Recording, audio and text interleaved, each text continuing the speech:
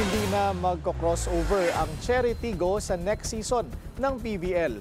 With heavy hearts, nagpaalam na sila at nagpasalamat sa mga naging bahagi ng kanilang 11-year journey.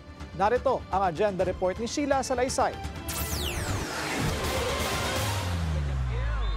Matapos ang 5 taon ng paglalaro at tagumpay, opisyal nang inihayag ng Cherry Tigo Crossovers ang kanilang pag-alis sa Philippine Volleyball League na nagtapos ng isang makasaysayang kabanata sa pro volleyball sa Pilipinas.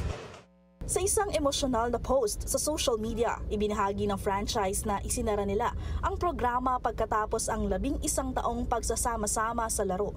Simula noong 2014 bilang Photon Tornadoes, bago formal na nag-transition sa PVL noong 2020. Nagpasalamat ang may-ari ng franchise na si Bilyonaryo Romel Sitin sa lahat ng nakasama sa kanilang journey.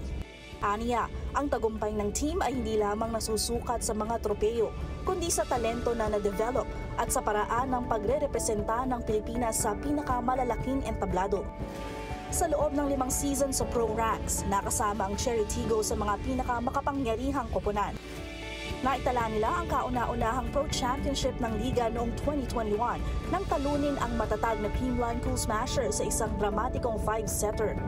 Pero sa 2025 Reinforced Conference, nabigo ang crossovers at nagtapos sa ika-10 pwesto na may 2-6 record.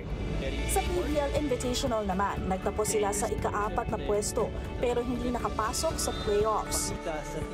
Sa paglilinis ng roster at pag-bring ng contracts, inaasahang magiging free agents ang mga veterano tulad nina Ara Galang, Abby Maranyo, Maylin Paat, kasabay ng mga bagong talento at rookies na sila Ren Peñafel, Jean Soreño, Erica Deloria at Rayan Cañete, handang sumali sa iba pang koponan.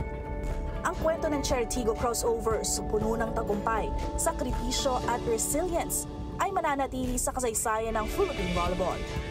Para sa agenda, Sheila Salaysay, Billionaire News Channel.